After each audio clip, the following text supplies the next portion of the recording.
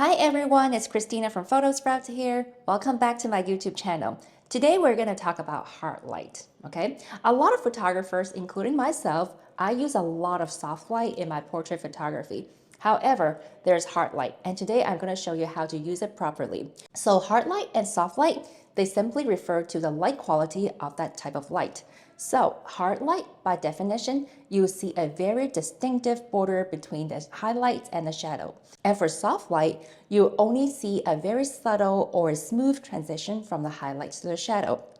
So soft light is easier to use when it comes to portrait photography, but hard light, wow, it can add a lot of personality and drama to the photos. So first up, I'm going to share with you why I sometimes want to use hard light in my portrait, and second, how to use it properly. Now here's why you want to use hard light. Hard light creates bold shadows and striking contrast, and this is perfect for edgy and dramatic portrait. This type of light also brings out the textures and face feature of the model, making her stand out in a unique way. How do you use hard light properly?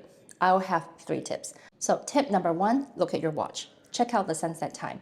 If sunset time today is 5 p.m., that means you can use hard light starting from 2 p.m. or 3 p.m. So hard light will only look good 2 to 3 hours before the sunset. During this time frame, the sun is angling down a little bit, more or less like a 45 degrees angle, so it will cast beautiful nose shadow around the nostril. Imagine if you're taking portrait in the midday and the sun is right above your head. As you can see, the sun was right above the head and the nose shadow was so long that it was cutting off the lips of the subject, and this is not good. So in the late afternoon, and specifically 2 to 3 hours before the sunset, you'll see a nicer angle of the sun. Tip number 2, you want to have your model face the sun. Okay, however, she will squint. I'll often ask the model to close her eyes, and then I will pose her. Once we're all camera ready, I'll say 1, 2, 3, open her eyes, and then she will just open her eyes and then let me take the shot. So let your model face the light. This is important so that you can get that beautiful nose shadow to create different lighting patterns. Tip number 3, the lighting patterns. You have to be very mindful of what type of lighting patterns it is created by the sun. Because the model is facing the sun, you might be able to see loop lighting, butterfly lighting, or Rembrandt lighting. Different lighting patterns are created based on the model's position and the angle relative to the light source. Butterfly highlights the cheekbones, loop adds balanced depth, and Rembrandt creates drama. Different lighting suits different face features, so experiment to find out what flatters your subject. Let's watch the behind the scenes. Hard light is created under 3 conditions. Condition number 1, when the light source is small compared to the subject. Condition number 2, when the light source is far away from the subject. And condition number 3 is the light source is not diffused. And therefore, on a sunny day when there's no cloud, the sun is a hard light source because it is very far away from the earth. The size is so small as compared to the subject. And it is also not diffused by the clouds. Soft light, on the other hand, is just the opposite. And I'll talk about it in part 2. Here's the test shot. I don't like the line in my composition, so I'll avoid it in the next shot. Finally, I see split lighting on Sienna's face, but the shadow isn't dark enough because of the reflected light on the white wall. I also didn't like split lighting in this scenario because it doesn't enhance her face features. So I'll change my camera angle in the next shot. So pretty. And turn your nose more towards the right. Yeah, right. That's right. Good. Because the nose shadow is nicer when you are turning to your right side. Yeah, so I will move my camera to change the angle. Cute, very cute. Kind of like, yeah, I like how you raise your elbow.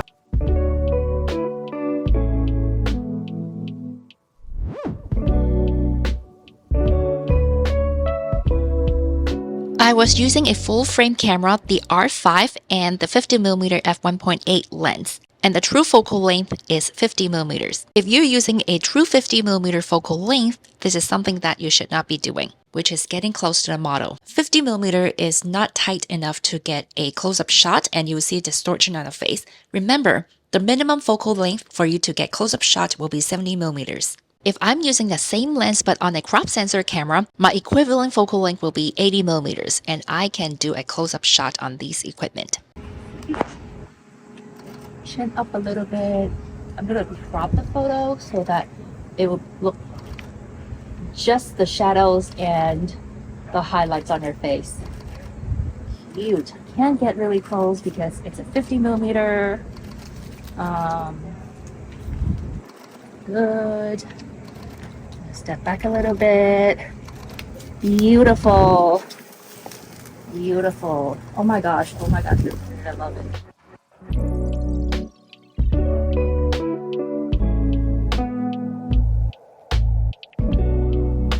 It's gonna be a full body shot. All right. Is that going to be in the magazine? Yes. Gorgeous.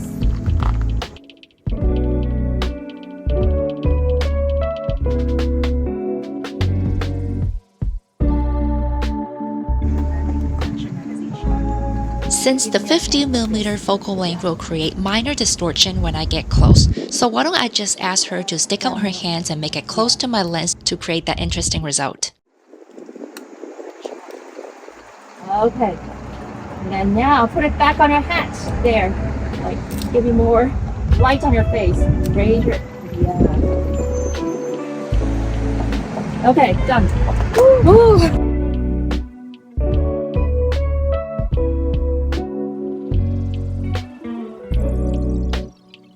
Wonderful, Sienna.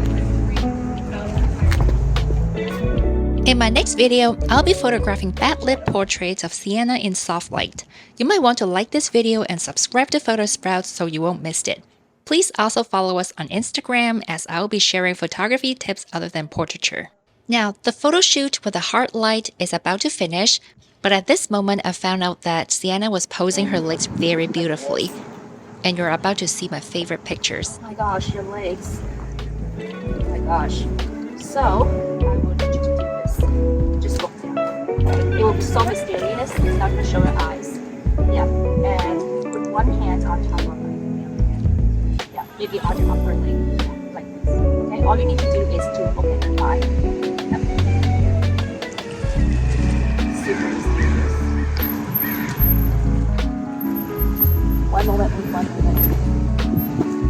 You're gonna make your legs look super long first. And then one of the hands, maybe the right hand, you can touch the hat.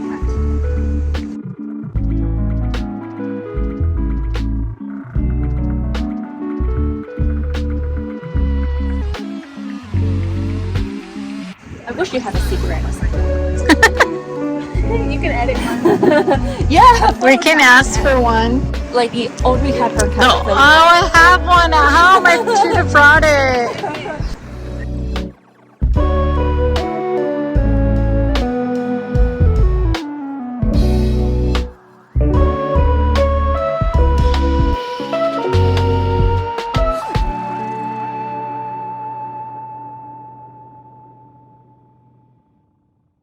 I hope you find this video useful, and I'll see you in part 2 of this photo shoot, in which I'll show you the behind the scenes of the soft light scenario. Remember to subscribe to Photosprouts so that you won't miss it. Thank you so much for watching. Thank you. Bye-bye.